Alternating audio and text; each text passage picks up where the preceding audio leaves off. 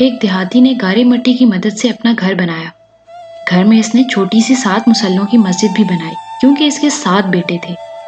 تعمیر مکمل ہوئی تو اس نے اپنے بیٹوں کو بلایا اور کہا کہ میں چاہتا ہوں کہ مسجد کی لپائی جنت کی مٹی سے کروں۔ تم سب بھائی جاؤ اور جنت کی مٹی تلاش کر کے لاؤ۔ بیٹے پریشان ہو گئے کہ جنت کی مٹی کہاں سے لائیں؟ باپ کا حکم تھا، چنانچہ 6 بیٹے ڈھونڈنے نکل کھڑے ہوئے، جبکہ سب سے چھوٹا اور 7واں بیٹا بیمار تھا، وہ گھر پر ہی رہا۔ بھائی شام کو تھکے ہارے خالی ہاتھ گھر لوٹے تو کیا دیکھتے ہیں، چھوٹا بھائی بوری میں مٹی بھر کے بیٹھا ہے۔ باپ نے پوچھا، بیٹے گھر بیٹھے تجھے جنت کی مٹی کہاں سے مل گئی؟